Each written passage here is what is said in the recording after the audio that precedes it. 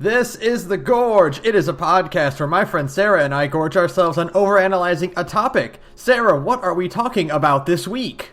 This week we're going back to our roots. We're playing that classic game from 1998. You and I both know it. It's Resident Evil 2 for the PlayStation 1. Yeah, we're going old school. I lied. We're actually talking about the remake. Yeah. We're talking about the remake. I mean, with the DLC and the patch that came out this week, you can pretend you're playing the 1998 version. It's a lot of fun. Have you seen those videos where like people are playing it on PC and they tank their graphics card? No. And so, like, they're playing on, like, the lowest possible settings, and it, like, looks like the PS1 version. Oh my god, that sounds like so much fun, honestly.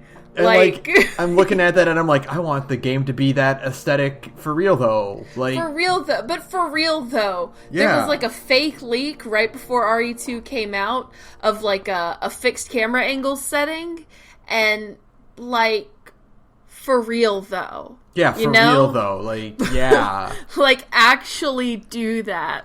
Like, for real, though, put out a patch where all the camera angles are fixed and it just has auto-aim on. I know there's, like, somebody working on a mod for it, but I want Capcom to beat them to it and put out an actual fixed camera angles version where it is just a shot-for-shot remake of RE2, because that would be really, really fun. You know, I want to see how that is. But man, yeah, we're talking about Resident Evil 2, a game that really caught me off. Okay, I know Resident Evil 2, the original one, is like super, super good, and I might have played it when I was a kid, but you know, it was one of those like it's been 700 years kind of things. I might have like watched a friend play it or something. I have like vague memories of a Resident Evil, but I was 10 when this game came out. Yeah. And so, like, I knew, like, everybody's like, yeah, Resident Evil 2 is really good. I'm like, okay, I believe you. But, I was really caught off guard by the staggering goodness of this remake, you know? Right. For, like, it's so good. It's so good, right? Like, it's actually a big problem how good it is, because it made me realize, especially the fact that they kept like all of the Resident Evil-y elements, like like the backtracking and the item hunting kind of like quests, I guess. It just made me realize, like, man, this is a genre that never should have went away, like, ever. Like this specific kind of Resident Evil. This specific kind of, like, survival horror in general. Like, I'm thinking of, like, Silent Hill 2's fucking light bulb puzzle, you know? Like, a can full of light bulbs, you know, the getting a piece of hair to draw things out of a drain. Like, I'm just realizing that genre kind of went away, and playing Resident Evil 2 made me realize, like, oh, this needs to come back, like, hard. And there was a lot of it in 7, in the base game of 7, but, like, Resident Evil 2, like, it's so much more emphasized in 2. Yeah, that in 7, it was more, like, key fetching, and there's nothing really wrong with key fetching. But, you know, it was some kind of key most of the time. And I mean, like, in RE2, you're hunting for a piece of, what stood out last night when I was kind of, like, re-going over it. Like, the one I really liked, the first time I had, like, a big aha moment in my first playthrough as Leon was, I got, like, the mechanical device, and I was like, what is this thing? And I stuck it in the box, and then a little while later, I got a battery, and I was like, well, what's this for? And then I kind of went back to the box, and I thought about it, and then I remembered, oh, there's that thing up in the attic next to the library, and that is, like, C4. Oh, is this a detonator? And then suddenly it was like, it was just like, oh my god. And then all the pieces click together. And, you know, it's like a very organic way of not even, like, having to tell the player anything. just letting the player kind of mess around with the mechanics. It's brilliant. God, yeah, why did this go away? I like the amount of design that goes into a game like this, where it's like, you know, your job is to piece by piece go through each room and pick up the items and like organize them and think, okay, well, what do I need to get past here? Okay, which rooms haven't I been in? How can I get to that room? Not only the other thing about it is that, like, unlike RE7, which is the most immediate one that we've played, right. Where part of the challenge of RE7 was not so much the navigating of the house, right? Like, it was all pretty straightforward. Yeah. RE2 is much more of the, okay, I need to get to this room, and I'm here. What's the best route to get there? Okay, I can go up the stairs here. I can cross this hallway. And I think there's like 2 or 3 zombies still left in that room. I might have to just see if I can sneak past them. I do have shotgun shells, so if it becomes a problem, I can take care of it. Yep.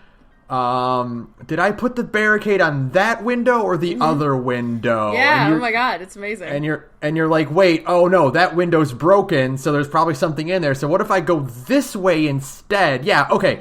I'll go from this office to this room and to this hallway, and okay. Yeah, you're charting out like these mental maps and kind of planning your steps. Somebody I saw on Twitter last night, I don't know who, somebody on Twitter said that Resident Evil 2 is kind of a Metroidvania. A little bit. Kinda? This idea of like getting a new thing and going, oh, what does this new thing unlock? You know, like that idea of a Metroidvania. I think the difference between that and a real Metroidvania is that survival horror, like classic survival horror, like Resident Evil or early Silent Hills, you are getting objects, you're getting keys, you're getting discs that you slot into a thing, or you're getting a battery to plug into a device. Whereas Metroidvanias are a lot more, you're getting abilities that allow you... Yeah, like a movement ability, yeah. Yeah, like a skill that you're using to get to a new area. Right. Whereas survival horror is you have your moveset and that's all you have, and that's you're just picking up the objects that allow you to go to different areas. Oh yeah, but like the idea is kind of is similar, especially in RE2, of like, oh, I got this new thing. Where will this new thing take me? Which is usually how it goes in like most of these games, or at least in this game, is like, I obtained a thing, now what will this thing, like, where will it get me in the police station? And it's just like fascinating to unlock, basically, like the police station is just one big puzzle box. And the act of just solving it and figuring out where you need to go next, what you need to do next, is like, God... I had forgotten, forgotten how fun it was and how, like, smart old PS1 games were. Mm-hmm. It just reminded me so intensely. Like, thinking about, like, how you design a game like this. You know? My God, right? Like, to prevent players from going to certain areas until they have the right equipment, but also making sure that equipment is accessible in the right order, you know? Mm-hmm. And you know, and then just working backwards from, like, going with the C4 example. It's like, well, we have the statue, but we want to gate that statue behind something. We'll put it behind a literal gate. Well, we don't want to just use a key. We want it to be like a 2-part thing. Well, what do? Well, we've got the C4, and we want to detonate it. Well, you don't want just a detonator. You need 2 parts to the detonator. And so they're like, well, we hide this thing inside. I think the battery is inside a portable safe. At least it is in the Claire run, I'm pretty sure. No, the portable safes only contain the keys for the weapon storage locker. Oh, okay. Yeah. No, there's two portable safes. Yeah, because you need the 2 key and the 3 key. Oh, right. Okay, you're right. Yeah. The battery is at least in Leon, it's in the STARS office. I can't remember if it's there with Claire too. But I can't remember either. But I can't. It's there's a lot of little pickup things in this game. But you get what I mean. Yeah, but no, I get it. That's the other thing, is that, like, that's the cool thing about this game, and I'll get into that part later. But like the placement of objects and stuff is so cool because it's not just pick this up somewhere. It's you got to get to the room where the thing is. Yeah. And you said it's like a 2-step program to get the detonator. It's really more like a 3, 4, 5 step. To survive getting there and managing, mitigating zombies. Depending on where you are in the campaign, you've also got to deal with Mr. X. Oh my God, leave me alone. And it's just like it's such a simple compared to modern video game design. It is such a simple concept of stick a player basically in the same building for 80% of the game, maybe 75% of the game, but you are in basically the same area for the whole game, and how are you going to keep them engaged? How are you going to keep it fresh when they're going through the same rooms over and over again? And the answer is we just leave lock shit everywhere and tell them have fun to figure out every code. I mean, it's everything. It's not just doors. It's safe combinations and locker combos and all kinds of things. And finding out how to open that jewelry box, which I'm a dipshit, and it took me, literally forever. I was staring at the jewelry box and I was like, this thing needs a gem. And then that fucking scepter had been sitting in my box for the whole game. And then I just instantly had I had a moment where I was like, I'm an idiot. And then you just examine it, you pop it right out, and it slots in. You're like, oh, I'm really dumb. Okay. Oh, yeah. They expected me to do that a long time ago. They expected me to figure that one a while ago. Whoops, I'm stupid. So in my Claire B run, I missed the diamond key for a while. Oh, really? I was under the impression, okay, Claire doesn't get the diamond key. Leon doesn't get the diamond key. No, Leon doesn't get the heart key. I never got the diamond key as Leon then. Whoops. Okay, because I'm like, okay, so Leon gets the diamond key, and I'm like, this is a pain in the ass, because if I need to get to the library, I need to go all the way around to get to the library. Mm-hmm. And I'm like, okay, well, I guess it's the challenge of Claire B, is that it's more difficult, and navigating's a bit more tricky. So I'm like, all right, I clear everything out of this room, and I'm like, God, if I can just I need to get back into the west office, but I can't because the door is locked and I have to go all the way around, and there's 2 liquors in that room. And I'm like, all right. And then I go to the 3rd floor and I find it on a desk, and I'm like, I'm a fucking idiot. No, I never, if it makes you feel any better, I literally never got the diamond key in Leon's run, ever. Yeah. I thought the red keys were for Claire and the blue keys were for Leon, but then Claire gets some of the blue keys, and I was just like, okay, I guess I don't know anything. Sure. That's fine. This is fine. So yeah, it's and that's the cool thing too, is that you can just miss stuff. I don't know. There is such a novelty to me now, because video games these days, it's a common complaint to be like, video games hold your hand too much. But maybe video games do hold your hand a little bit too much. A little bit too much. And I think... I think Resident Evil's a pretty good indicator of the evolution of video games as a whole over time. Mm-hmm. Oh, yeah. Yeah. Because, the switch from RE1, 2, and 3 to the more linear, straightforward version of RE4, and then to the more action-oriented 5 and 6. Yep. And then finally the clamoring back to old school horror navigation for 7 and 2 Remake. Yeah, it's you really could chart the progression of just kind of how games treat their audience just by playing Resident Evil games, because the first 3 are pretty smart. The 4th one is dumb but fun. The other 5 and 6 are bone stupid, dumb as rocks, as they say. And then you get back to 7 and it's like, oh, okay, we're seeing kind of a resurgence of less hand holding, because for a while it was really bad there, and it's kind of slowly making its way back to being like, oh no, players are fairly intelligent creatures. Gamers are stupid, let's be real. But players are pretty smart and can figure things out on their own. We just need to give them the tools to handle it. And, yeah, I love it. It's so, I mean, God, it really does kind of speak to where video games went for a while, where what is a pretty stone cold remake of RE2 can, like, blow my mind this hard, because it's like I've been dying for these kinds of games that just kind of set you loose and say, figure it out. It's an elaborate escape the room game. Yeah, that's exactly what it is. It's just one very biggest room escape thing. It's the fanciest room escape game ever made, and I love it. Like oh my god. God, if you could rent out, like, a warehouse and turn it into the RPD, the RPD. Oh my god.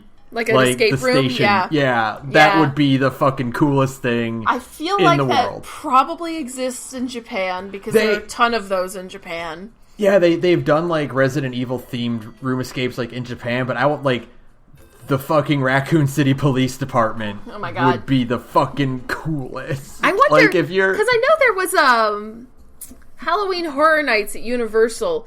One year they did a Resident Evil one. I think they even, like, worked with Capcom, and I doubt it was, like, as elaborate as that. But I'm wondering if they did something like that. They did a Silent Hill one too, and I never got to see it. Kill me. Because Konami sure the hell isn't going to work with Silent Hill program.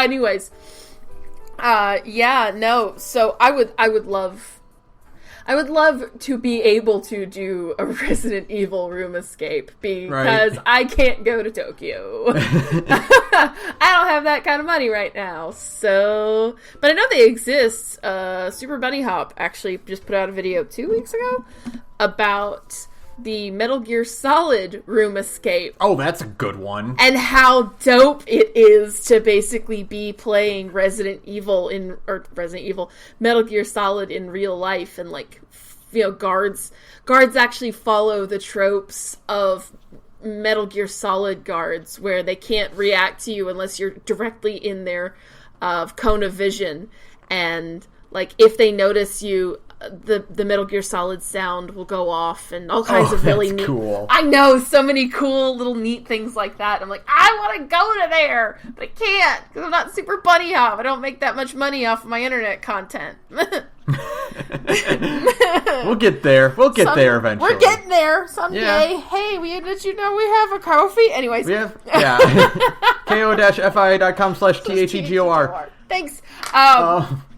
But yeah, no, that's basically what Resident Evil 2 is. It's just a huge room escape for a pretty large chunk of the game, and there's just a great satisfaction to opening up more of the police station as you go. Mm-hmm. Like, not opening up rooms and unlocking doors and then seeing the blue on your map. Yeah, is like, oh, that's so good. Satisfaction. Oh, it's so great. There's a certain satisfaction in also knowing that, like, hey, I don't gotta go to that area ever again. Yes. You are finally finished with that. Like, when you finally clear the, like, the west wing of the police station. Oh, it's so good. God, it's like I can breathe again. It's so good. Never have to go to that fucking liquor hallway ever again. Oh, there's 2 liquors down here, but I don't have to deal with them ever again because I don't have to go there. Yay! I picked up everything, and it's not on my route. Oh, thank God. Yeah, it's so. But then there's, of course, places where you just, especially when you're on the run from Mr. X, you are just kind of perpetually going through that one hallway from the beginning of the game where the guy gets his torso, like, chopped in half by the door. You know, that little, the east wing, that little hallway right there? Yeah. I have gone down that hallway so many times while, like, fleeing for my life from X. Yeah. Well, yeah. Mr. X represents probably one of the best parts about this game, and that is that, like, you are never truly safe. Oh, yeah. No, the existential terror that Mr. X still inspires in me after 2 playthroughs is incredible. That's because, like, this game is built on, like, layers, and, you know, you are given plenty of resources. Like, in reality, you're given tons of stuff to deal with whatever's in your way, you know? Mm-hmm. Yeah. So, like, yeah, you can totally clear a room out. you can clear out sections, you can clear out hallways that you're going to be navigating. And then when you think you're safe, suddenly it's like, oh, Mr. X is right there. Right. And I can't take that hallway anymore, but I really need to get to that room, and I don't know if the alternate route is clear. Yeah, it totally forces you to reorient yourself and to rethink your game plan, and you have to think on your feet because you have to run away from him the whole time, and it's great. I mean, it's genius. It's so fun.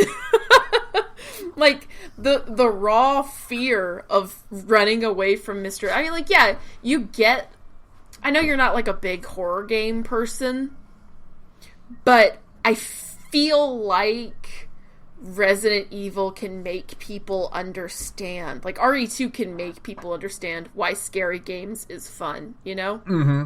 Like, oh, it's like that like, adrenaline pounding, just the nervous laugh after you're scared, the just clutching your controller so tight your hands hurt. Like, oh man, it's the best feeling in the world. Like, well, I think when you survive, it's so great. I think Resident Evil 2 specifically, and part of it probably with 7 as well. But like,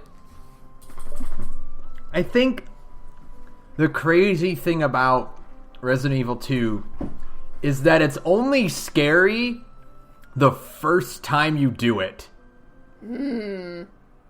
Because, like, I've done Leon A and Claire B. I've done Claire A, and I'm almost done with Leon B. You are so fast at this. What the fuck? And, well, so that's the thing, is that, like, after doing Leon A and, like, starting Claire B, I'm like, I'm not afraid of this anymore. I'm not... Oh, man. Like, because, like, the first time you do your first one, whether it's Leon or Claire, the game is so atmospheric. Right. You are so claustrophobic going down these hallways, and you don't know where anything is. You are trying to map this out on your first go. Right. And you're like, I don't want to go in this room. I know I need to go down this hallway, but this hallway is like, feels like 5 miles long.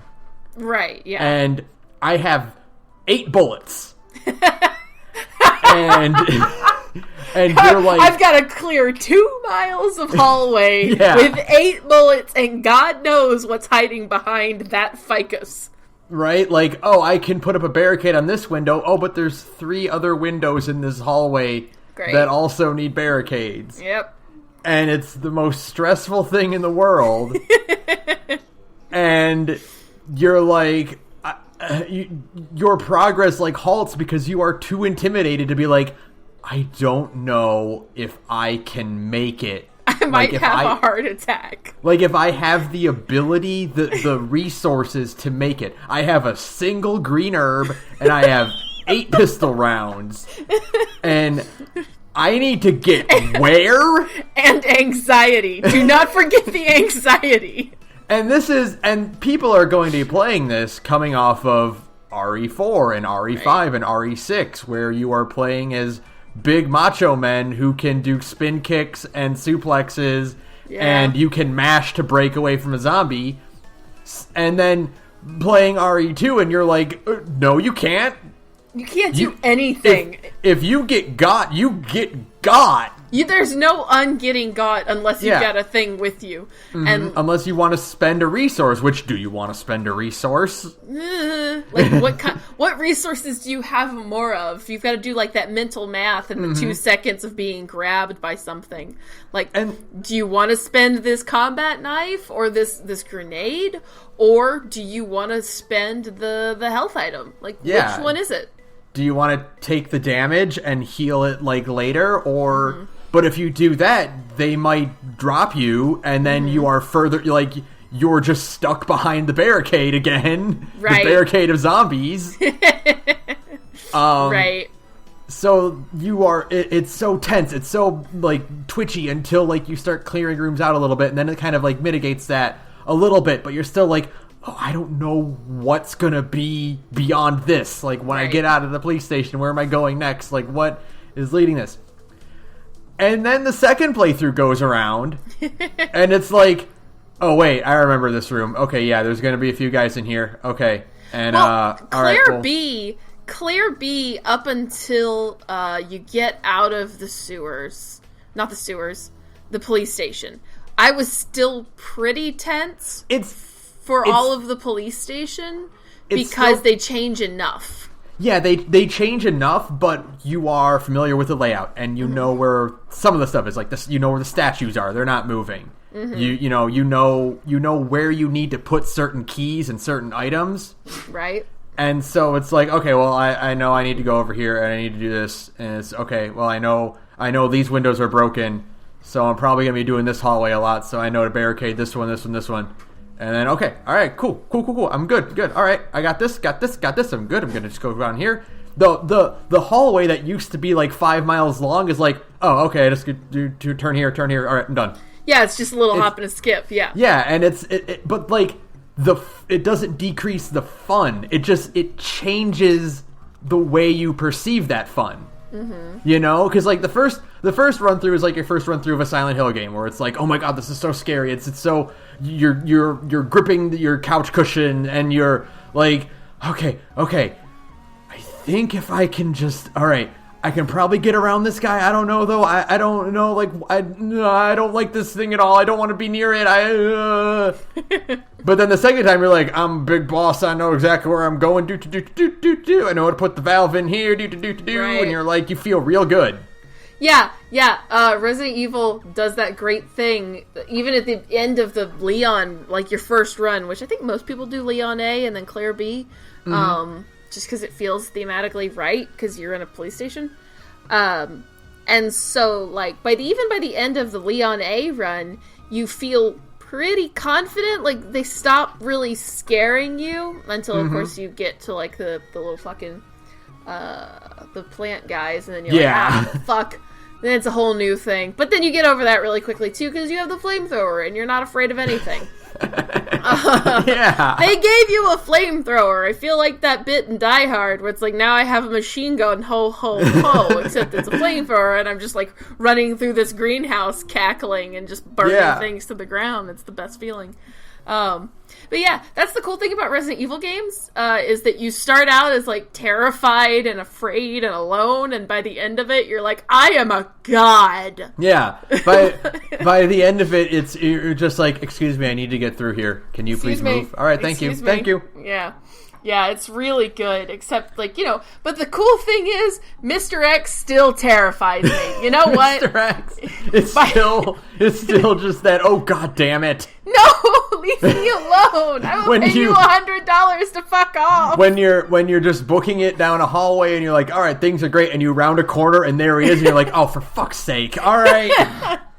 I love the bit, I was in, when you're in the greenhouse, and you're like, yeah, I'm doing it. I'm getting the thing. I've got the access that I need because I got the thing off the dead guy, and everything's going smoothly. You're like, I'm a dumbass. Okay, I don't learn. I don't like recognize patterns. I'm just kind of like a golden retriever most of the time. I just kind of go through life like, I'm just stupid. So I picked up the thing, and I was expecting, like, you know, more of the wood zombie dudes to come and get me. And they're like, you've released a such and such. I'm like, fuck it, bring it on. And then Mr. X just bursts through the wall, and I was like, no! What have I done? You're like, how did you find me? Leave me alone! I'm underground! How did you even get here? Does Mr. X have, like, the capacity to, like, work an elevator? Because I can't imagine. One, he's gotta be overweight. Like, there's no way, right? Mm-hmm. You put Mr. X on an elevator, and that little bell is gonna go off because he's too heavy. Yeah. Two, there's no way that those big fat fingers know how to press buttons. So how the hell did he get down to the Nest Labs? I gotta know. Like, how did he get down there to find me? Leave me alone. Leave me alone. Like, are there just more of him, and, like, the one in the police station just left you alone, but they unleashed the Nest one instead, and he's like, all right, my turn. technically you can get to Mr. X's. Yes! Which is literally what my nightmares are made out of. The gameplay is that there are 2 of them, and one despawns and the other respawns, depending on, like, which side of the police station you're in. Right. And then, like... sometimes you can get both. You can, if you try really hard, you can get 2. Oh, no, that's horrible. It just sounds so bad and so not fun. You just hear those boots stomping and you're like, oh, god damn it.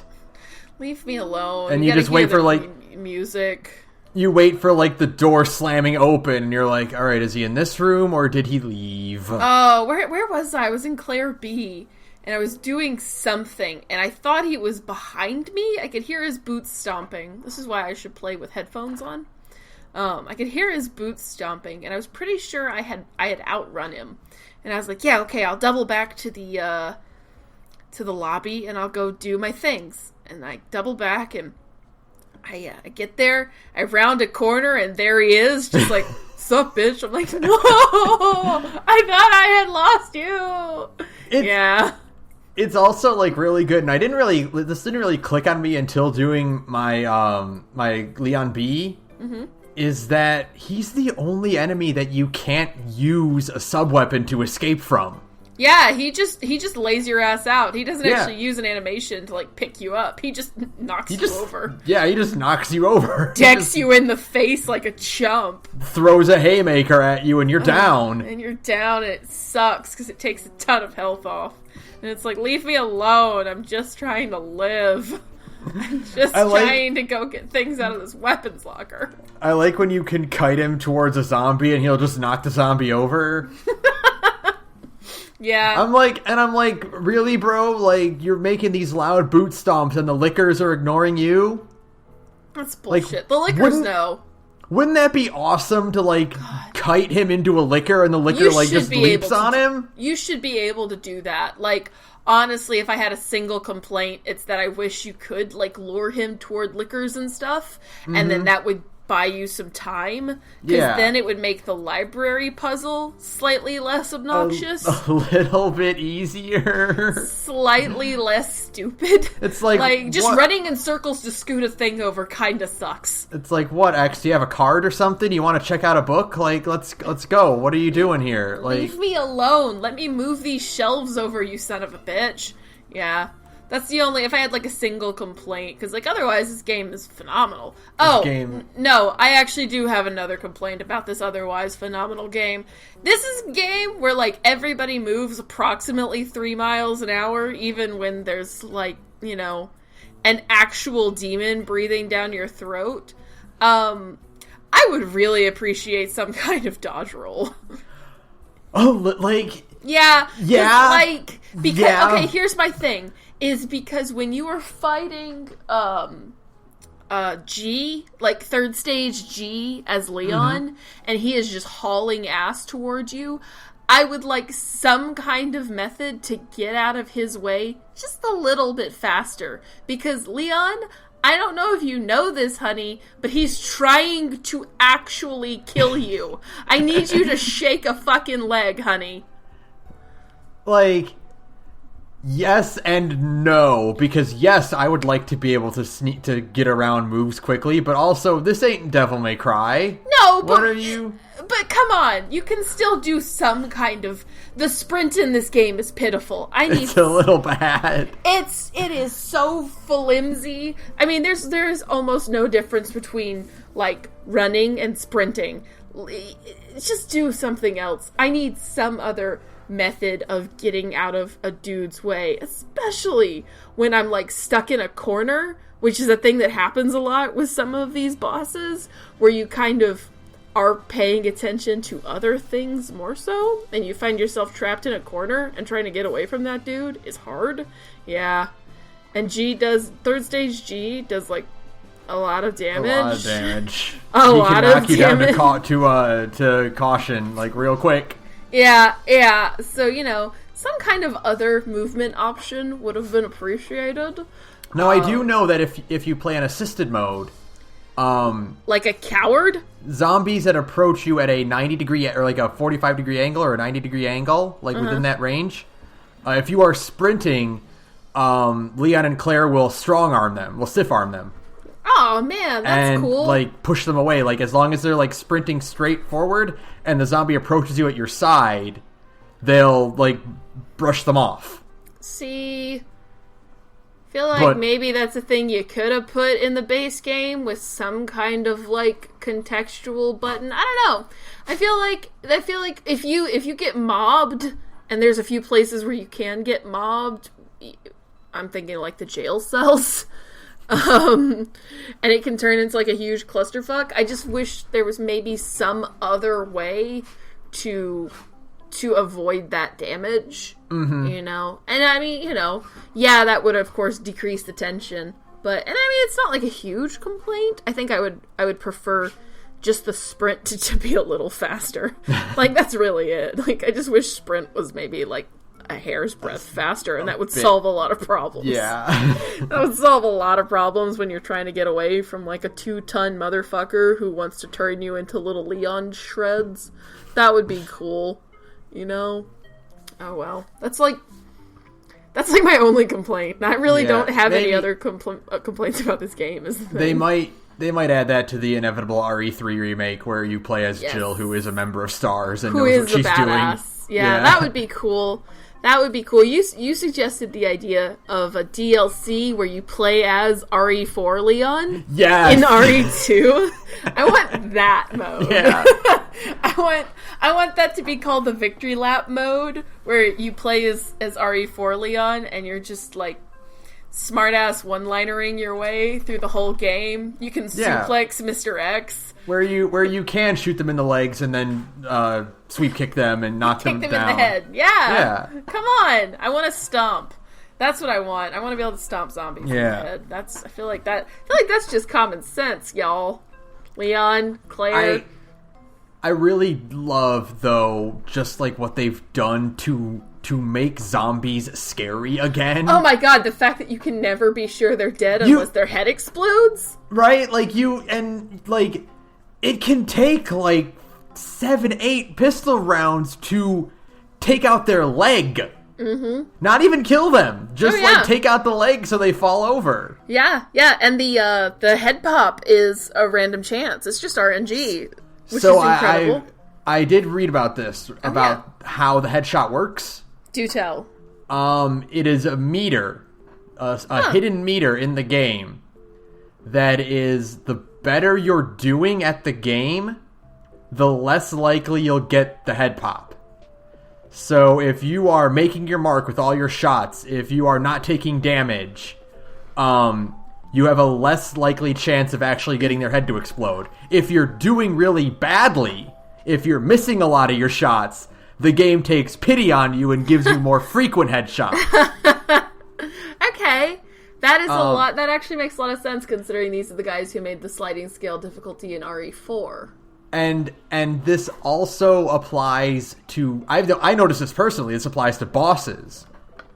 Really? If you're doing really good in the game, bosses will have more health. And I don't have any way to prove this. Right. But I'm pretty sure that when you are running low on ammo, your bullets do way more damage to the bosses. I honestly could see that. I've had like 2 or 3 bosses where my literal last bullet as Claire took out Birkin 1. And I had like 2 bullets left on like the second, on like the Birkin Stage 3 fight. Okay.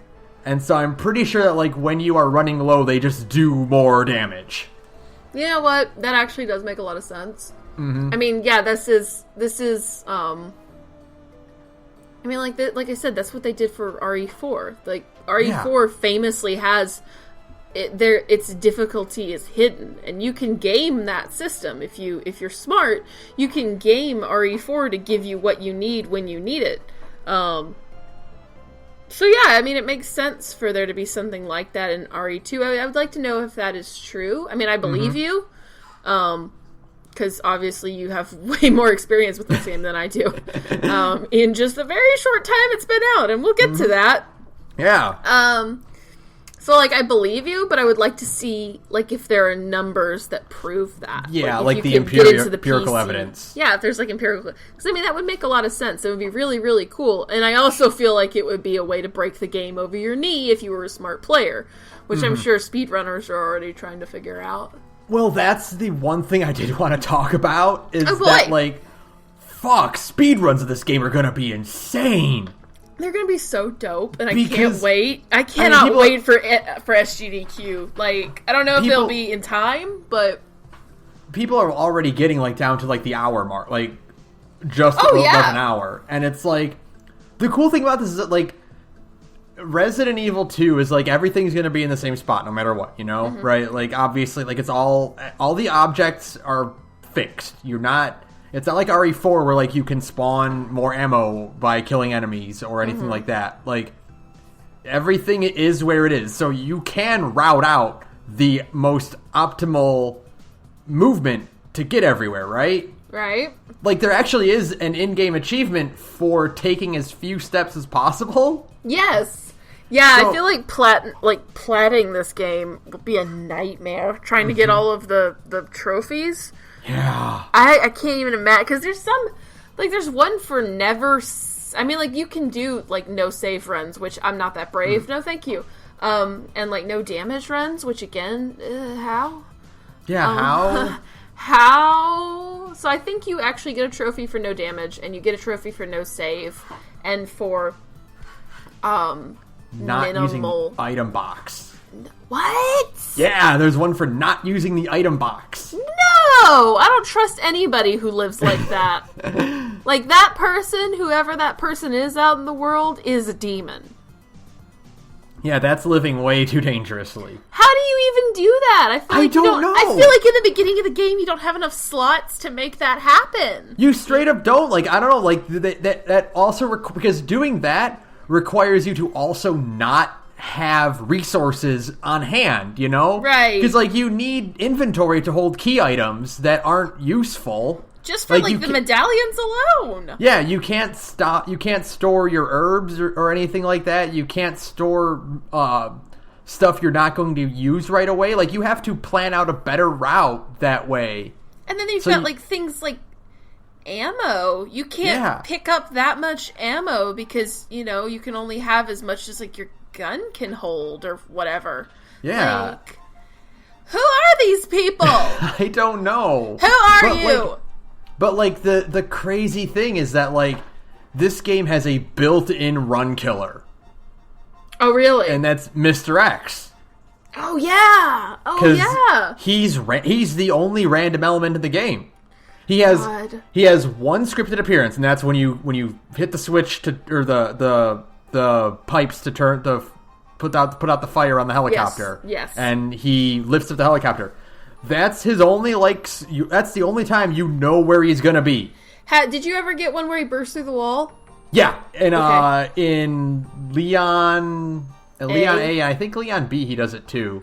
Okay. Where he will burst from the press room. Yep, that's the one I got. Into where the interrogation room is. Right, yeah, that's the one I got, which is great. Like, thank you for that shortcut. Right, yeah, I think those are also scripted. Those are scripted. You can trigger him for that, but like anywhere else, he can pop up anywhere. Like, and that could be a run killer. I wonder how many future runs will just be decimated by Mr. X, or if there's I wonder if there's already strats to just if you can just get by him if you do like a certain thing. But sometimes you don't have the room. Oh no! If he's in a hallway and there are zombies, because obviously if you're speedrunning this, you're mostly kiting the zombies. You know, you're not going to take the time to kill them. Right. You just kind of know how to juke them. But like if you encounter both of them, or like if you're in a room with a licker, and you can't run. I'm thinking of like the Ben, what's the word I'm looking for? Jail cells. Yeah. God, like, I feel like the jail cells can easily become a sequence that can destroy a run, especially if you're not like doing a no save run. That is like one of the feels like one of the most dangerous areas to lose a no save run, you know? And the cool thing about this game is that like I can see so many runs.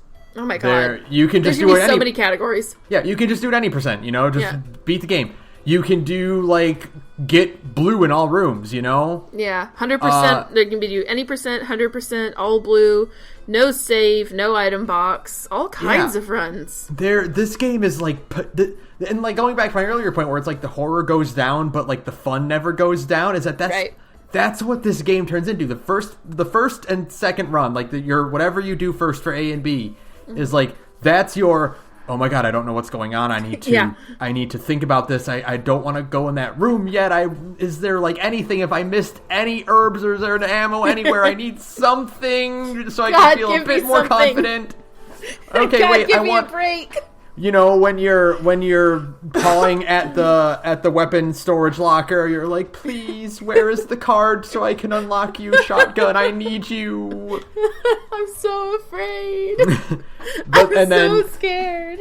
And then your second run through where you're like, yeah, okay, I know where that is, know where that is, know where that is. All right, I've done this, I know where that is. All right, good. Okay, cool. Get out of my way, please. Thank you. Right. Just gonna pick that up and I'm gonna leave and we're done with that hallway. I almost wonder if, like, this game, because RE2 is kind of a famously speedrun game, like it has lots of, it's been broken so hard that these days you have speedrun races instead, like, right. I've watched the RE2 speedrun race and it's definitely one of those games that's just been played over and over again by millions of people, and speedrun multiple times at the GDQ events.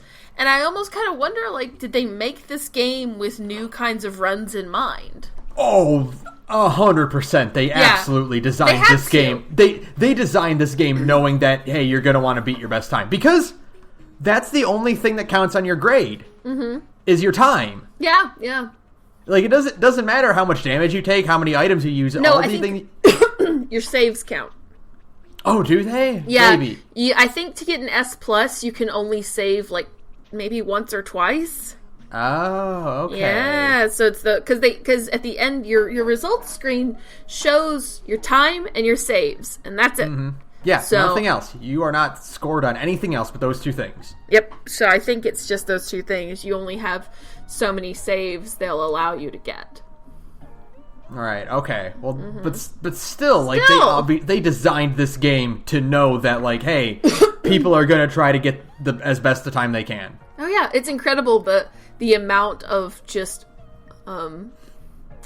like how much play people can get out of RE2.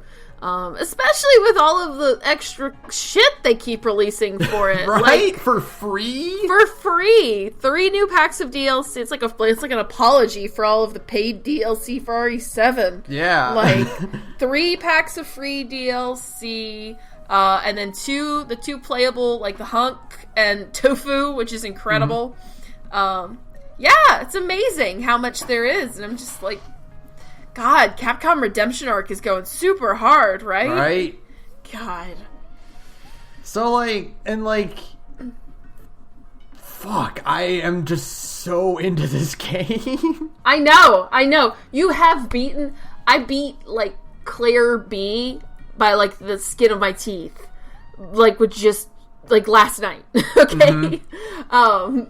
You have, in that same time period, almost beaten the game 4 times, and I am shocked by this. This is a game that came out in the same window as Kingdom Hearts 3, which is a game you've waited like 1 billion years for, and you somehow have found the time to beat RE2 almost 4 times. Okay, so I've thought about this. And I've thought about this a lot. Yeah, because I asked you this question on Sunday night, and I didn't want you to answer me when I asked it. I was like, what? You have clearly discovered something in Resident Evil that has, like, triggered something in your brain.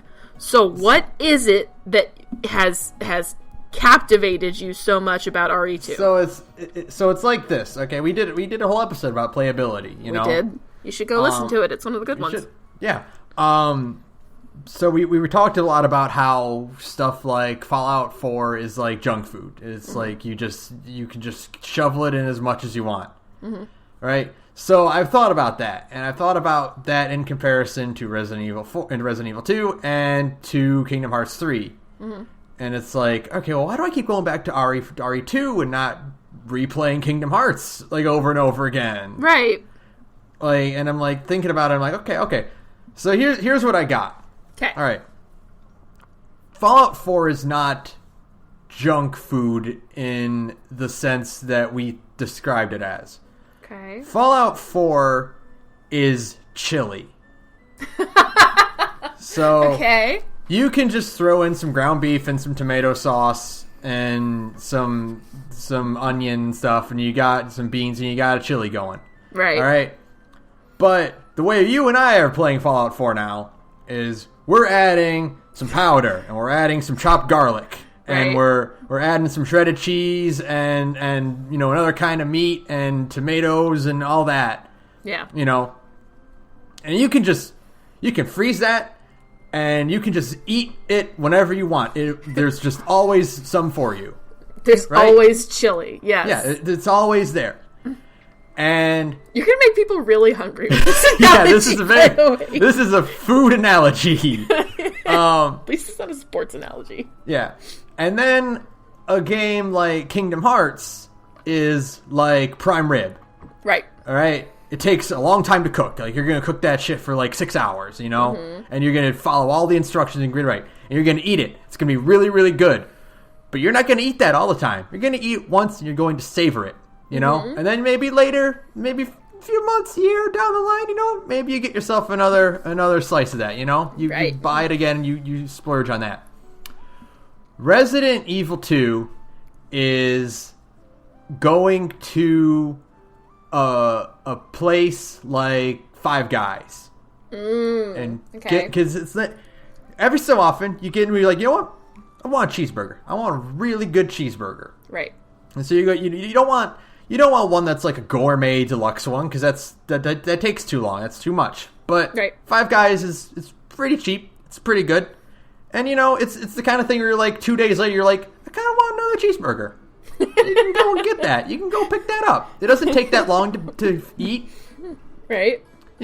But it's good. It's really satisfying. Yes. And then maybe the other day you're like, I want to go there again. I kind of want another cheeseburger. Yeah, and you know what? That's what it is. That you can just keep going back to it and just doing it over. The Gorge with Ben and Sarah do not recommend you eating Five Guys 5 days in a row. Yeah. It will give you heart disease and you will die. But Surgeon General's warning. Maybe every other day, But right. I get the analogy. Yeah. RE2 is the kind of thing where it's easy to start and finish. Yeah. Right. But it also has that, there's a lot of games that are easy to start and finish. I also play Mega Man X a lot, and I can beat that in under an hour. Right. But RE2 is different because, it's so well crafted on top of being quick and quick and not easy, but, fun, smooth to get through, Right, yeah. Once you know what your layout, you can start working on improving your time. You can start working on just, going through the puzzles as fast as possible and, picking up on where stuff is so you know where to go next time, Right.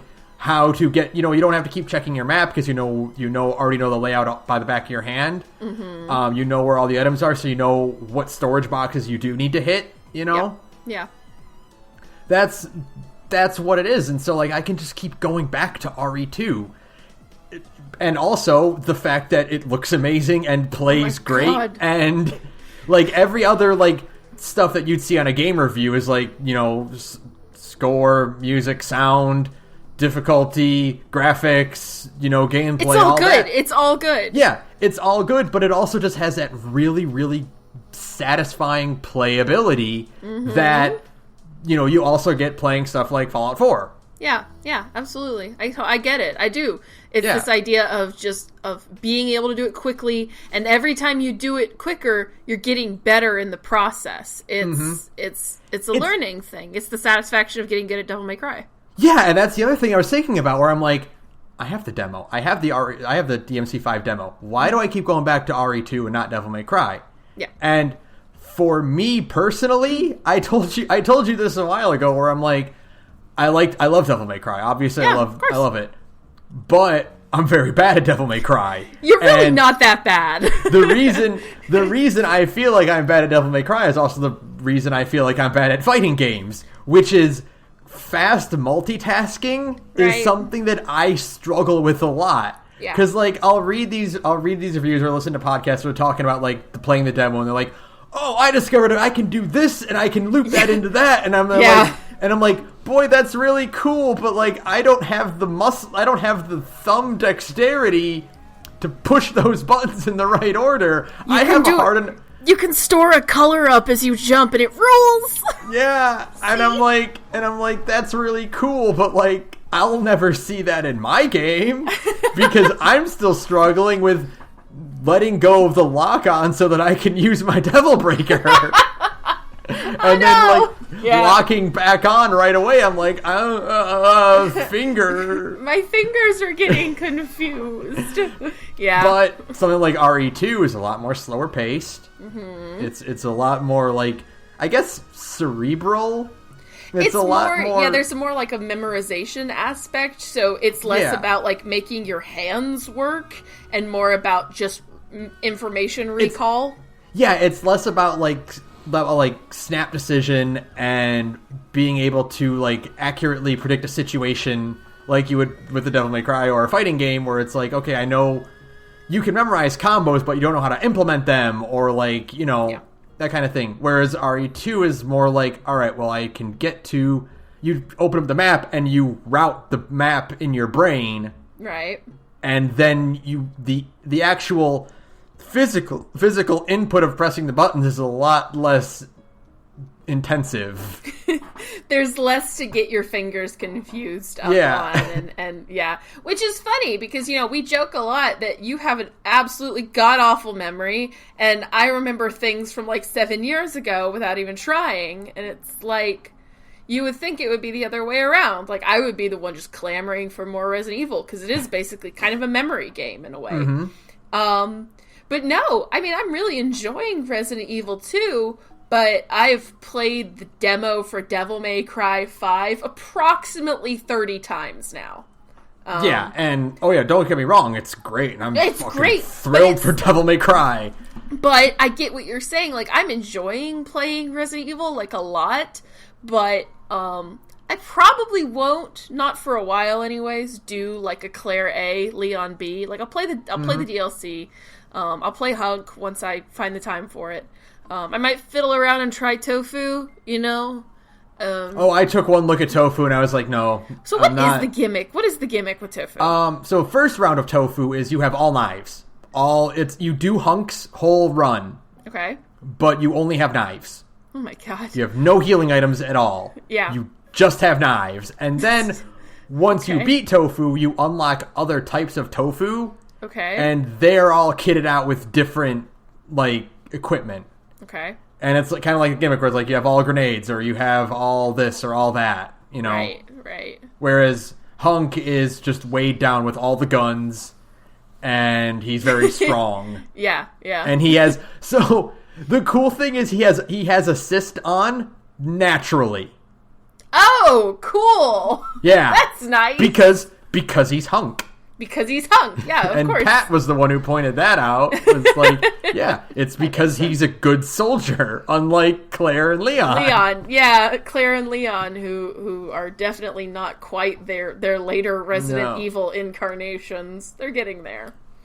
But yeah, no, it's I'll probably tool around with Resident Evil, but it's not the same degree of attachment for me, and that's totally fine. As we've discussed before, everybody has their own game that they think is playable. Mm-hmm. And I just think it was very interesting because it's like, Ben has really, really been playing a lot of Resident Evil 2. Like a lot. Like a lot, which is weird. A lot. And like the other weird thing is that like this is not usually the kind of game that's in my wheelhouse. No. I don't like survival horror that much. Like no. I don't know, maybe it's because it's not tank controls. Right.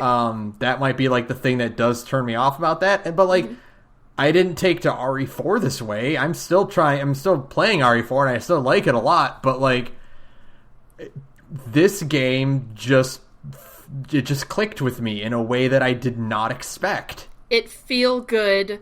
It kind of scratches a weird itch. I don't know. I can see where 2 might gel with a person more than 4, but I couldn't articulate why. Maybe it's the tension. Maybe it's kind of always like the whole idea of Mr. X breathing down your neck. There's almost kind of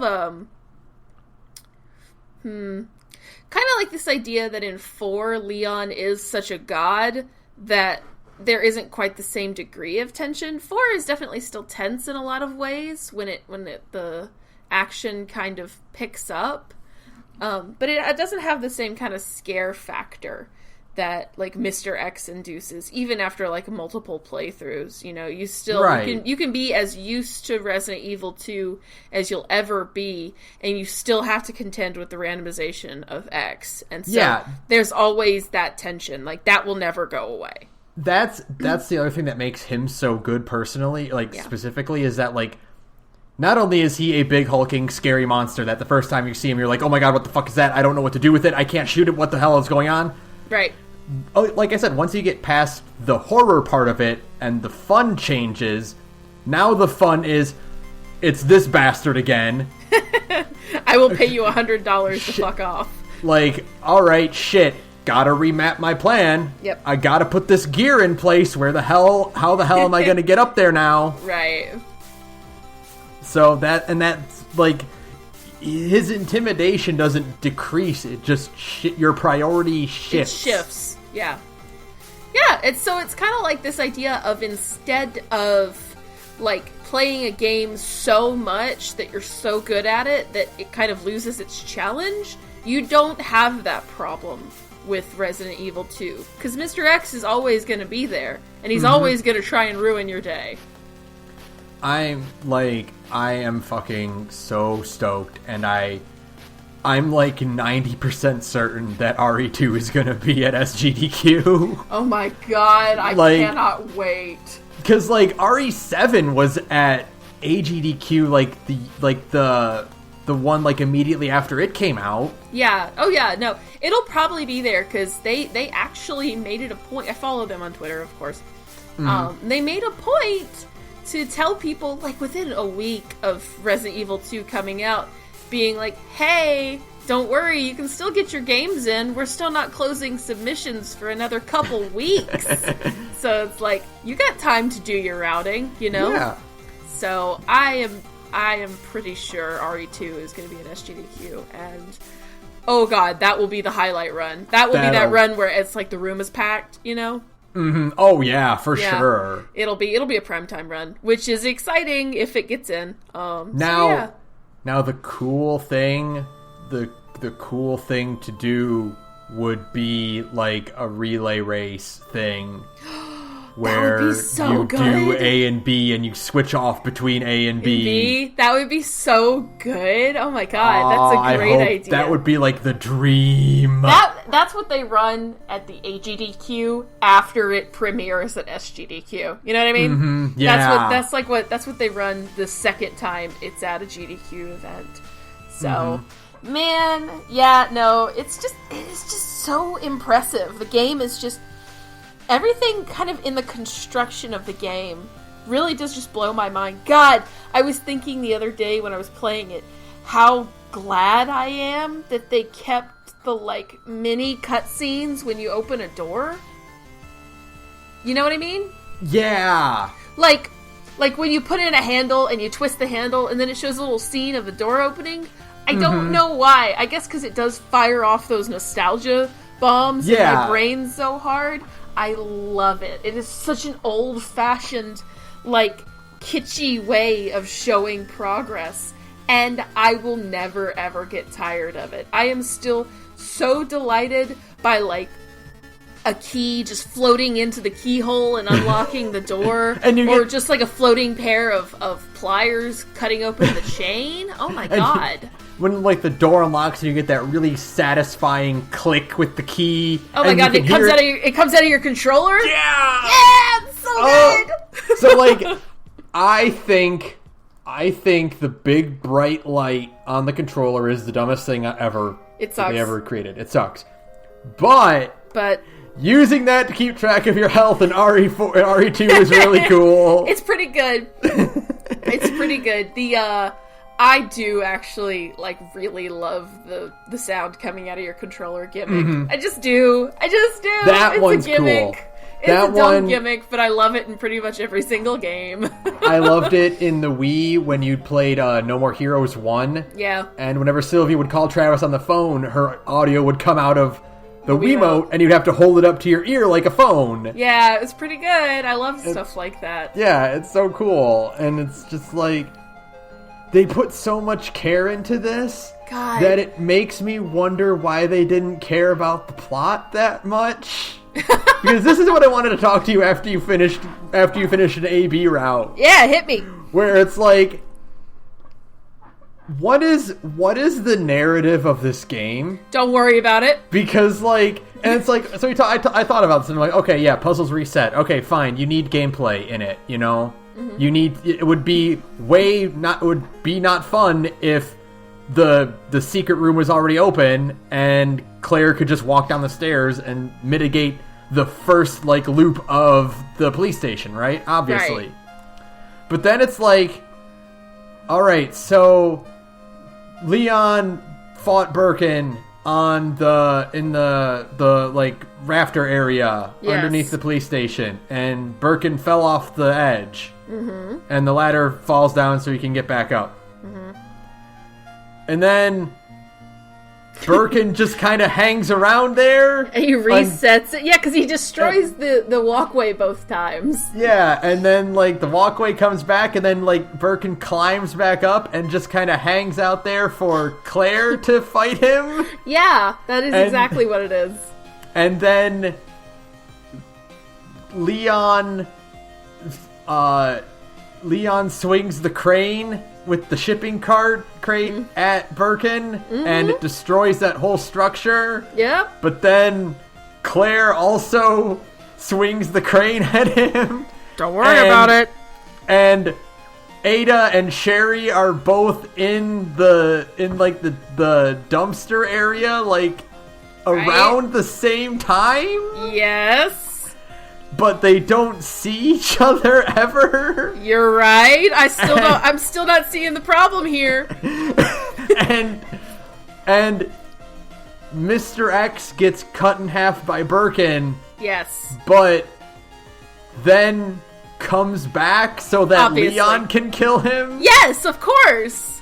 And I am not seeing the problem here. And then Annette dies. Yes. But then gets back up to go and die with Sherry. Yes.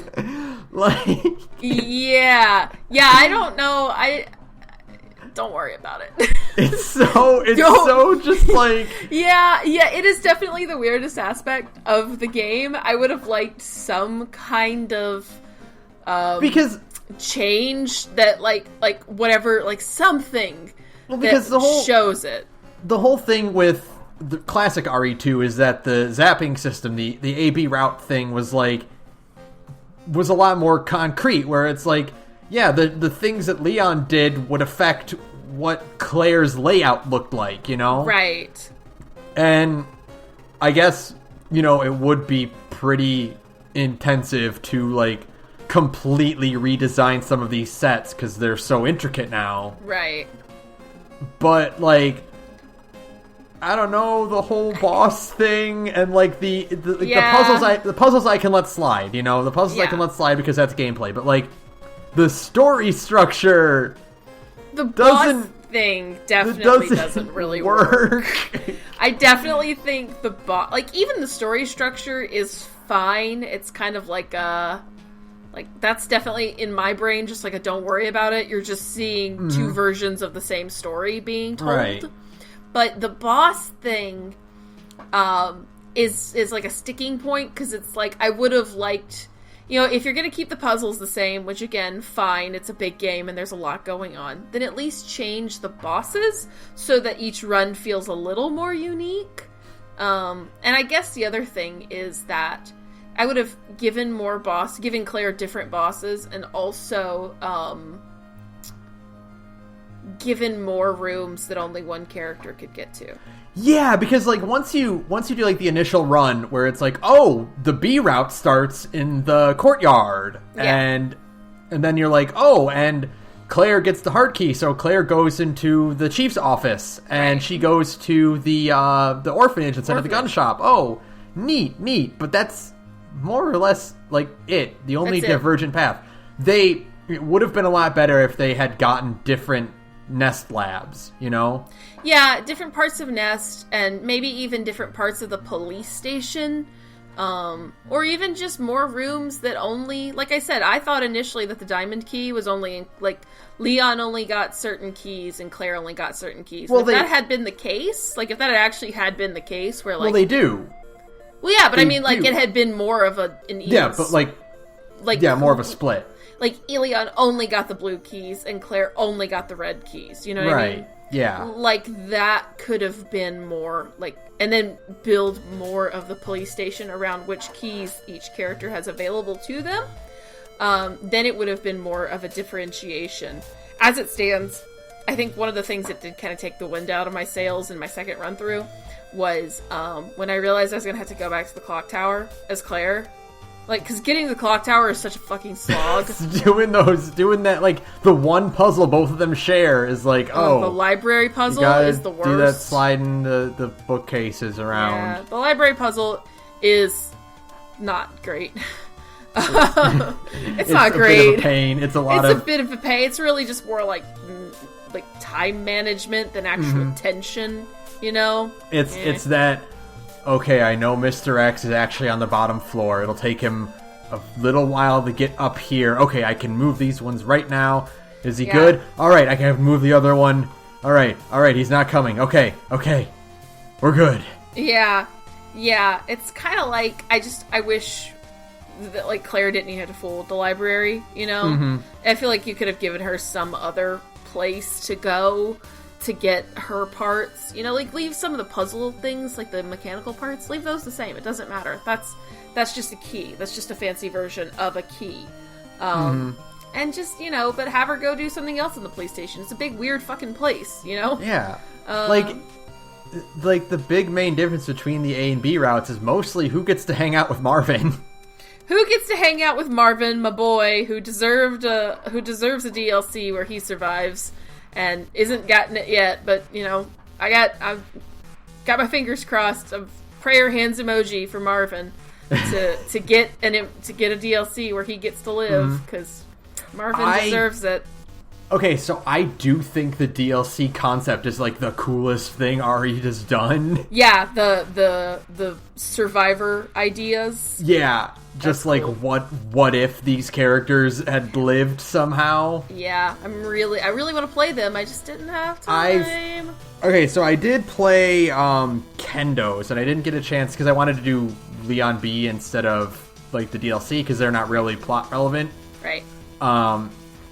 They are more or less just kind of like a hunk route, where it's, you have a route to get through, here's your set number of items. Yep.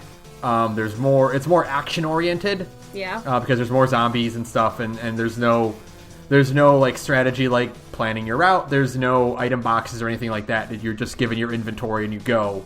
Right. I beat Hunk, and I could not beat Kendo's. I got very close with Kendo's, and his is tricky. Yeah, they have, like, each of the DLC I saw, each has, like, a little difficulty rating, and I think Kendo's is the highest. Yeah. Like, oh, no! And every one of them has, like, a unique zombie type. Like, Kendo has zombies that when you kill them, they explode into a poison cloud. Oh, fun. I don't know what the other two do, but, like, I'm eager to, like, figure out and get back in there and try that. Play more Resident Evil 2. Yeah, play more Resident Evil 2, because it's a good game. It's a good game. Yeah. I saw a Photoshop edit, and it's the one thing I want more than Marvin. Oh no. Is Akuma mode. Yeah. Because, like, I saw it's like Ghost Survivors, and, like, there's the three faces, and, like, there's like an extra slot with Akuma, and I'm like, oh my god, make the dream a reality. I want a victory lap mode, so like RE4 Leon, Akuma mode. I want Mr. X and Devil May Cry 5 as like a secret boss, like a secret mission boss, so I can like beat the shit out of him in revenge. I really want that one like bad. And yeah, you know, I want more of a victory lap mode where I just get to feel like a baller, like End of Zoe. I want an End of Zoe for RE2, where you get a dumb punch glove and you just run around and you kick the shit out of zombies and you like suplex them and you're just like, yeah, like you're a badass the whole time. That's all I want. That's all I want from RE2 DLC. God, I would love victory lap mode. Yeah, right? Like I said, I really love your idea for RE4 Leon that would be like the coolest. That would be the coolest. You know, I want like a Leon who can kick zombies and suplex them, and there's dumb QTEs to fight Mr. X. Yeah, give me that. I want that. It would be so cool. People would be because QTEs have been so decisively dead for so long that nobody would know what to do if QTE popped up on screen right now. I love the idea of it. Just bring back QTEs. Press what? What? Excuse me? What? Right now? Yeah, it's a great idea. I'm hoping that first-person mod becomes a reality, too. Holy shit, that would be cool. Yes. What you do is you make a first-person, and then you rig it up to a VR headset. Well, there you go. And then you just throw up everywhere. That's your room escape right there. That's your room escape, yeah. It's just RE2 VR. That would be so cool. That would be so cool. I want to play RE7, like, VR so badly. There's, like, so much potential for this, and I really hope RE3 gets remade, and then I want RE0 to be remade like this, and to be a good video game. Yeah, and then 8, and then you can make 8. You know, and then you can finally make 8 a million years later. It's like the Pokemon thing where like they have to keep like remaking the old games so that you can get those Pokemon like. Right. In your team. Yeah. And like so like they're updating like the engine for that. So it would be cool to see Resident Evil get that same treatment. They still won't remake Sinnoh. No, never. Never. It's fine. So sad. I was thinking cuz like I watched a at AGDQ they had a gold speed run. Oh yeah. And I'm watching that and I'm like I kind of want to play Platinum. Platinum is so damn good. That is such a non sequitur. But Platinum is such a good Pokemon game. I'll fight anybody who says otherwise. And I was like, how much is Platinum on Amazon? It was like a lot. $80. And I'm like, I guess I'm not playing Platinum. That's when you just get a DS emulator. I'm sure they still exist out there somewhere. Yeah. Nintendo can't kill them all. They can try, but they won't succeed. Yeah, that's really off topic, but whatever. Yeah. But no, like, I really hope RE3 gets remade next. They're going to. They're going to. Like, they basically have pretty much already confirmed it. I mean, they've already modeled, like, Raccoon City and the police department, like... Yeah, you might as well just reuse those assets and put Jill there. Yeah, they've got a new face guy for Chris. You know, I don't like Chris's RE7 face, but whatever. They've got a face to scan for Chris, so they just gotta pick one for Jill and just do it. Yeah, I mean, it would be really cool. And then no one cares about Code Veronica. Aww. I would like to see a Code Veronica remake. I mean, yeah, give it the Zero treatment where you make it a good game instead you make of it a into bad a good one. video game. Yeah, I would really like to see them make RE0 into, like, a good video game, because it's a bad video game. I want to see Billy again. I remember Billy Cohen. Like, Billy's a cool guy. Bring back Billy. He's a cool guy. Rebecca's cute, you know? Come on. Yeah. Help us out. Did you see that her photo's still in the game? No. In RE2? That's adorable. Good for them. The creepy photo that Wesker has of her. Where it's like, Wesker, why do you have this in your drawer? Well, it's because Wesker is a creep. Duh. Yeah. Yeah. Do you ever think of how it's weird that, like, even though Leon was introduced in the second game, he's way more the face of the franchise than Chris and Jill? Yeah, but that's partly because of 4. Like, really more so than anything is, like, I feel like back before, like, 4 happened, Jill was the face of the franchise, because, like, you thought of Resident Evil, you thought of her, like, you know, her outfit. Mm-hmm. You know, her the blue tube top, the black skirt, the thing around her waist. Yeah. That's, like, Jill Valentine. And everybody thinks of that when they think of Resident Evil. And then RE4 happened and was like a bomb going off, and suddenly Leon was like aggressively the face of Resident Evil, and kind of still is, like, to this day. Like, 4 we cannot overstate the impact of Resident Evil 4 on the universe. It's absurd, honestly.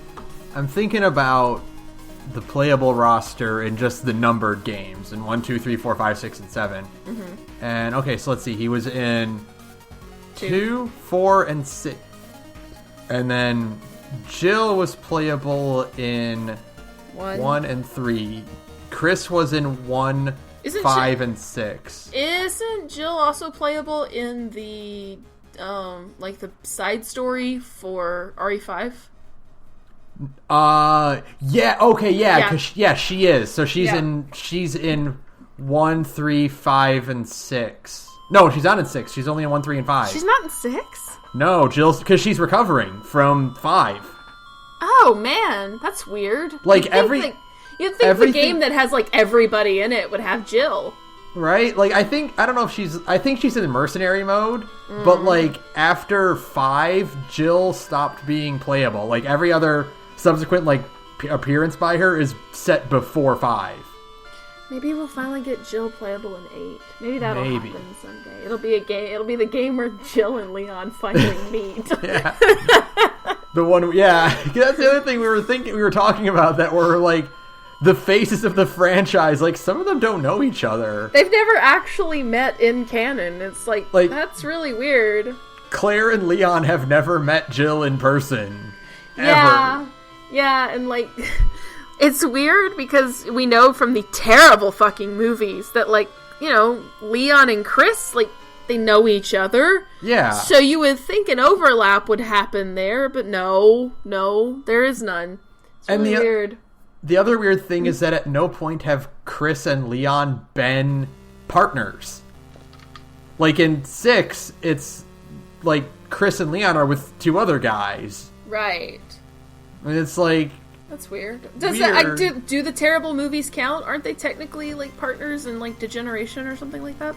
Well, yeah, but they're not That's not like a playable thing. I'm talking about like the 5 and 6, the like team up. The partner system. You know, yeah, like that in Revelations 2. You know, where it's just like, yeah, you're both together. We need to give Revelations 2 another shot. Now that we're both more Resident Evil brained.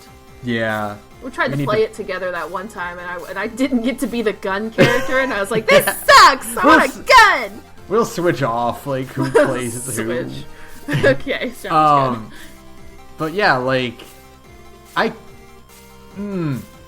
there's, like, the cool thing about Resident Evil now is that there's so many ways you can do 8 now. Yeah. Like, do you want to do it the more action-oriented 4, 5, 6 approach? Do you want to do it the real gritty survival horror of 7, or do you kind of want to do a melding of them with 2 remake? Like, I really desperately want them to go the 2 remake route for 8. I just think it's the most pure expression of classic Resident Evil mechanics with a modern gameplay aesthetics and sensibilities, you know? Yeah, I totally, like, out of all of them, like, if 8 is going to be, like, I guess it kind of matters, like, which character we play as, you know? Right. Like, because if 8 is, you know, because the thing about 7 is that 7 was good for horror because it was an all-new guy. Like, right. If 8 has a returning character, I would want it more like RE2 or, like, RE4, but, like, more leaning on RE2. Yeah, I definitely think because Capcom has found so much newfound success with the going back to the horror format of Resident Evil, like, people are very clearly, like, really energized to have Resident Evil be a horror franchise again, when it was kind of your campy, shitty action franchise for so long because of what happened with RE4. People are just really, really jazzed about it. And I think you can still, even if you're playing as fucking Chris Redfield, you can find a way to contrive a situation where it's still kind of scary, even if you're playing as Chris. You know what I mean? Mm-hmm. Yeah, for sure. I mean, I'm not a writer. I don't know what that situation is, but it's possible. I think ultimately the way you have to do it is to just go back to the classic zombie. Because I think, thinking about it now, like right just in this moment, part of the reason why like it didn't quite work for 4 and 5 is because they weren't really zombies in 4 and 5. They were people who were infected with like a virus that made them go kind of insane. Right, yeah, it's not the same thing. Like, the scary thing in RE2 is when you shoot a zombie and it still keeps coming at you like it didn't even feel it. Yeah, no, absolutely. When you're like literally the only way to stun them is to blow off their legs because they will just keep coming at you. They will never ever stop. It's great. Yeah. Yeah, I think bringing back classic zombies is a good idea. Like, you don't have to contrive a way to, like, make Chris weaker or anything like that. You just have to make the enemies, just gameplay-wise, hey, they aren't just gonna go down. Yeah. Right. And that's the interesting thing, is that, for, like, Chris Redfield, that is not really a thing that has ever been like a thing for that character, like zombies in like old RE game, like the original Resident Evil games, and the infected in 5 and 6 are like they just die. They don't they just stay down. There's not that tension of like, oh god, like, yeah, a lot of the horror in 2 Remake and 7 is that, like, it's really good aesthetically, and the set designs are amazing, and they're designed to unnerve you right away. Oh my god, Resident Evil engine is so good. I fucking love the RE engine so much. RE engine is so tight. Thank you, Capcom. You have done amazing. Oh god, so tight. But the horror, especially more in 2 than in 7, is the fact that just mechanically, you don't have a way to put the zombies down. Yeah, there's no guaranteed way unless you have, I guess unless you're Claire and you have a couple flame rounds to spare. Right. But, yeah. But like, when we were playing 7 and we were introduced to the molded, we were both just like, oh, it's a monster. The only time the molded are scary is when they get a jump scare on you. That's it. The molded are not scary. Like the zombie, all you have to do is just you can still have Chris Boulder Punch Big Arms Man, but all his physical strength in the world isn't going to help when they just don't go down. Yeah, exactly. And they keep crawling at you even though you blow off their legs and arms, and they're just shambling at you with stumps, and you're like, alright, well, fuck. Well, fuck me, I guess. I'm just boned. Yeah, no, that's the interesting thing, is you can still use, like, classic RE characters in effective ways with this new kind of Resident Evil horror format that they've got going. It's everything that was old is new again. Yeah. And you can totally make it work. After all these games, and again, I can't really speak for 6 precisely. I don't know if they are zombies or if they are, like, weird infected things, but, like, this game made zombies scary again. Yeah, it is shocking how, like, how culturally insignificant zombies were up until this point. Like, nobody is afraid of zombies. But this game makes zombies, like, genuinely terrifying. Like, we've seen, like, so many, like, especially with, like, the success of The Walking Dead, which the whole gimmick of The Walking Dead is it's not the zombies that are scary, it's the people. Yawn. Etc., etc. Like, this game is like, hey, 2 or 3 zombies in one area is very terrifying because they don't stop. Yeah, that's the amazing thing, is that people always say, they're always like, well, it's just a couple zombies, it wouldn't be a big deal. But, like, no. If you're in a room with 2 or 3 people who will stop at nothing to try to kill you, and no weapon will do enough damage to stop them, that is the scariest concept on Earth. Are you kidding me? That is, like so scary to me. Like, even as far as, like, whether you're new or a veteran, because if you're a veteran of Resident Evil, the dawning moment where you realize, oh shit, headshots don't matter. Yeah. It does not matter how great your headshotting skills are. The coolest thing is, God bless the RE engine. You are blowing chunks off of these things' faces. And they just get right back up with, like, half their face gone and, like, skull exposed. And they're still, just because there's just enough brain left, they're still gonna come after you. How good is that? When you fucking get right up in their face with Leon's shotgun and you fucking turn their head into mush. Yes. But there's a skull underneath it. Oh my god. And you're like, oh, they didn't even fall down. That's cool. That's terrifying. I'm about to die. Yeah, it's the best. When I've had several situations where, like, there's like just one coming at me.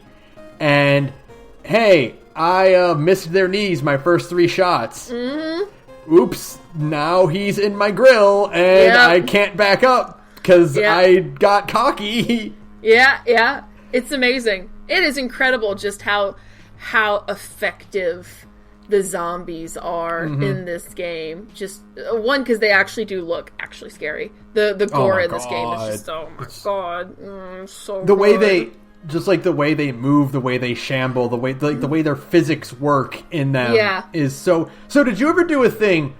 I found this, and this is like, it only happened one time because I learned and I decided not to do that anymore. You do the thing where, like, it works in Mr. X, where it's like, oh, I'm just going to kite him around this row of desks, and he's not going to do shit about it. Right. Like, I tried that with a zombie, and you know what the zombie did? Stumbled over the desks. it just fell forward and started crawling towards me, and I was like, nope. No, guess that won't work. Yeah, no, I have had, one of my favorite things in this game is when something gets right up on you and you manage to get that really critical headshot and it just drops. And just the genius, whatever fucking genius at Capcom was like, no, animate them throwing the body off of them. Yes. That person deserves a raise and an award and, like, a trip to the Bahamas, because that is such a good way to like, give you a sense of, like, the weight of these things. Like, the first time it happens, you kill something and its body falls forward onto Leon or Claire, and they have to, like, really struggle to, like, shove it off. And for just a split second, you're afraid that shot missed or it didn't take them out, and you're about to have your, like, throat torn out. Have you ever had a thing where, like, especially with Claire's flame rounds, where one is on fire, but it still manages shuffling? But it still manages to grab you, but then dies halfway through. Oh god, that grab is so good. Oh, that's so they cinematic. They programmed an animation for that. For that incredibly specific action. Yeah. It's the genius of having an animation for everything. You get it. Like, now it all makes sense. You know, when they were talking about Devil May Cry 5, they're like, no, we want everything to have an interstitial animation. And it's like, that seems like a lot of work. and then you see the fruits of their labor in RE2, and you're like, oh, I get it now. It all lends a sense of realness, a sense of weight to it, and kind of adds to, at least in RE2's case, how scary it is, because it really kind of puts you there in the moment. You can aim for the head, and then they'll kind of sway, and you'll hit their hand instead, and that hand will pop off, but they just keep, like, shambling toward you, and you're realizing, like, oh my god, these things will stop at nothing. And that is like the true, like, terror of zombie fiction, is to have the idea of something that irrationally wants you dead for no reason whatsoever. It can't be reasoned with. It can't even be killed unless you have got some serious firepower.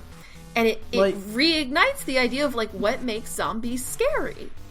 Exactly. And, like, that's the thing that really separates this from, like, RE4 and RE5, going from zombie to infected, where it's like, that's just, like, what makes it good, is because in RE4 or 5, or in RE2 especially, I've had a moment where, like, I shotgun blasted them and their torso fell off their legs. So So good. They still started crawling towards me, and I'm like, what the fuck? Leave me alone. That can't happen. That couldn't happen in 4 and 5, because if they get hit, they bleed, and then they're still like humans. They're still mortal. They're still, unless you get the kind of, like, the Las Plagas where you have, like, the horrible, like, tentacle head thing in place, but then you just pop it again, and it dies. Like, it's so good. It's just the smartest, incredible monster design, and really, really reminds you just how much the molded suck. It all boils down to, the molded were just shit, weren't they? Boy, the molded were just bad. The molded, even in comparison to, like, the Ganados in 4, which really aren't scary because you're punting them across the screen after a while. Like, even the Ganados were better than the molded. They are so generic and bad and unscary. The only time they scare you is if they sneak up on you, and that's just a jump scare and it doesn't count. There's no, like, fear. There's no like real inherent fear there at all. It's just like some goo monsters. It's just like, it's like Venom's like special cousin. You know, it's not the same. It's not the same. Venom's redneck cousin that we don't talk about. Yeah, exactly. They've been inbreeding down in the bayou for like 500 years, and they just kind of look like weird and goofy instead of cool. So, you know, man, the molded suck. Zombies in RE2 are so good. Never thought I'd see the day where I'm like, man, zombies are so scary and they're better than any other monster I've seen lately. It's weird, right, to actually have zombies be relevant, but it's weird to think, like, because video games don't tend to be, to have the same kind of, like, intense cultural impact that maybe other things do. Just from kind of the niche aspect of video games. Even today. I mean, like, yeah, more people are playing video games than ever, but they still kind of have a sense of nicheness around them. To say that, and then, like, realize, like, oh, no, Resident Evil is, like, wildly impactful in zombie fiction, you know? Yeah. And then have it come back and be like, this is how you do zombies, bitches! And just make zombies scary again is incredible. Like, God, I think it's so good. Like, thinking about it now, I think the one thing I'm really excited for is if RE3 Remake does happen, how they're going to improve on that. Oh, I know. Oh, right? My God, right? Like, how are they going to improve on the sense of dread you get encountering these zombies? Because you just make Nemesis even scarier than Mr. X somehow. Right? Like, I think that's one of the cool things about, like, the idea of doing a RE3 remake is that you can directly compare it to 2 because it's the same location. Yeah. Like, how cool is that idea that you can be like, here's what was happening somewhere else? Yeah, that's going to be exciting. And, I mean, they haven't confirmed it, but they've basically confirmed it. I mean, like, at this point, they would be stupid not to. It's like the only big one that hasn't been remade or, like, ported, or, like, even like the deluxe remaster that, like, 1 got, or, like, even 0 I think got ported recently to, like, a next gen console. Yeah, it did. And so, like, 3 is the only one that hasn't had that treatment besides Code Veronica, but I think they're trying really hard to forget Code Veronica happened. And it's like everybody, and the deal is that now that RE2 has been so wildly successful, and it has been, it's shipped 3 million copies, and that was last week. It's probably shipped more since then, and will continue to sell extremely well. Capcom is doing great right now. Monster Hunter World was a huge success in a way that they didn't actually anticipate. I think Capcom was actually a little caught off guard by how well Monster Hunter World did in the West. And then we have RE2 selling extremely well. And so now you have people just clamoring for RE3 Remake. And it can only build more hype. You know, you can only, by announcing the RE3 Remake, you can only gain goodwill. And have even more sales based off of the goodwill and word of mouth from RE2. RE2 is basically the best advertisement for RE3. You know? Yeah. Like, so, yeah, and they've basically said they're very interested in remaking older titles, especially old Resident Evil titles. So they haven't exactly confirmed it, but they've basically confirmed it. You know, it's one of those things. It's just like they already have all these assets made already, and it would be just like completely idiotic to not. You have a golden opportunity to reuse them, to do most of the work is already done for you. Yeah, exactly. Just make Nemesis even scarier. Yeah, all you gotta do is just improve on what you already have there. Yeah. And fuck. God, it would be so good. Yeah, no, Capcom is on fire lately, and God willing, we've only got one more to go. Yeah. We got one more to go. We're getting there. And, you know, high hopes. And I'm really looking forward to further Resident Evil DLC. I'm sure there will be some kind of paid something down the line. Yeah, I'm sure there's going to be something you can put in there that is paid. Because, like, they've included everything that was already in Resident Evil 1, like the original Resident Evil 2. Like, right. I'm surprised Hunk and Tofu were not made DLC, to be honest. Yeah, no, that's like, just free. Yeah, they're just already in the game, which is cool. But, you can do challenge maps, you can do mercenaries. There's a lot you can still do some with kind this of engine. side story. I mean, you know, there's all kinds of stuff they'll be able to sell, and yeah, I mean, it's. I would love some kind of co-op. Yeah. I would love some kind of co-op. I don't know how they would make that work, because this isn't like an action title the way that like 5 and 6 are, but God, Right. I would love to see some kind of like Revelations 2 co-op system implemented as a DLC for you know, RE2. We'll see. But yeah, no, it's a good video game. It's a real good video game, and I'm probably going to go play a little bit more of this when we're done here. Yeah. Man, we talked for almost 2 hours just about mechanics. Like, we barely touched on plot stuff. And really, I mean, like, there isn't a lot to say other than, like, I love Claire and Leon, like, a lot. So, you know, like, that's it. Yeah, like, mostly, because, like, for one thing, it's Resident Evil 2. Everyone knows what happens in Resident Evil 2. Yeah, exactly. I just think, like, I've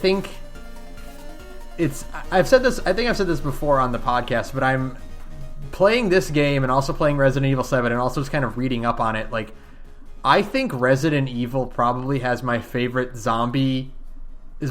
of zombie fiction ever. Yeah, that tracks. Because it's the coolest thing ever, because it's a series that's perpetually set in the exciting part of the zombie apocalypse, which is right when it starts. Yeah, you're always at the beginning of the zombie apocalypse, like the most interesting part of the zombie apocalypse. Yeah. Like, why do you think the live action movies suck beyond the other reasons they suck? Oh god, they're so bad. It's because it ends up being like a regular zombie apocalypse story, where it's like the cool thing about RE is that, like, civilization continues. It keeps going, but we just keep getting cool outbreak stories, which is the best part of zombie fiction. The title card of this movie of this episode should maybe be like "Hideous Movie Leon." Now that I'm thinking about it, because he's really not good. Oh, but I don't know. We need to figure out a title card.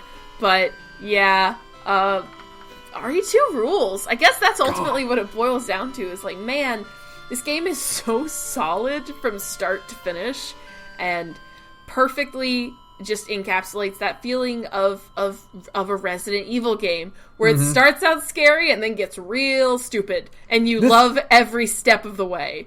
Like, I think it's great because, like, classic RE2 was, like, the pinnacle of the Resident Evil franchise until 4 came out, you know? Like, it's 2 is, like, it improved on everything from 1. Resident Evil 2 is a lot like Mega Man 2, where it's, like, it just improved on everything that made the first one really good. Right, and you know, and so it's cool that, like, this remake comes out and it's, like, everything that like, the modern audience and the old audience wanted, you know? Yeah, exactly. God, it's so good. See, now I really do, because I don't hate tank controls, and I love fixed camera angles. So I actually am considering playing the the fancy remake, the what'd you call it for the RE1 remake? Like it's an extended remaster or something like that? Yeah, like the I guess remaster is the word you'd use for it. It's technically it is technically a remake because they've remade every asset, but it's just that it is a shot-for-shot remake of the PS1 game. Just with really, really good-looking models. Like that game has... Yeah, GameCube games have held up super, super well. Oh, yeah. Over the years. GameCube games continue to every time I see one, I'm like, man, GameCube was a pretty good little system, wasn't it? Really? RE1 still looks amazing. God, yes. Yeah, RE1 Remake looks amazing still. And I think the RE1 Remake that's on the PSN right now has, like, high-res textures, so it looks even better. So I'm thinking of getting that and trying it out, because I don't hate tank controls, and I like fixed camera angles, so we'll see. I should probably give that one a shot, too, because, like, my history with RE1 was watching my cousins play it and being, like, traumatized because I was, like, 7.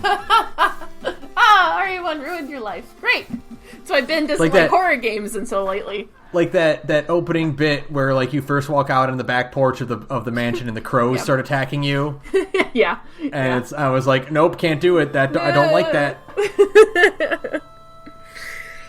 Okay, well, for now... Play more Resident Evil 2. Purchase Resident Evil 2 if you haven't yet. We have not spoiled... We basically haven't spoiled a single thing. We talked about this game for almost 2 hours, and still... If you don't know the plot of Resident Evil 2 by now... Where have you been? I mean, that statute passed. Yeah, statute of limitations expired on that one a long time ago. So... Like, what do you mean Ada faked her death? Yeah, she was in 4. Yeah, she was in 4. Oh, well. Sorry. Yeah, don't get too beat up when Ada falls off that bridge. She'll be back. She's fine. Don't worry about it. She's always around to ruin Leon's life. Don't worry about it. It's fine. Okay, all right. We good? I think we're good. Cool. That'll do it for us. Thank you for listening. Thank you to Vistrafuse for background music. You can follow us on Twitter at thegorgepodcast@gmail.com, or follow us on Twitter at thegorgepodcast. You can follow Sarah at radioinactivity. I'm tripping over all my words today. It's okay.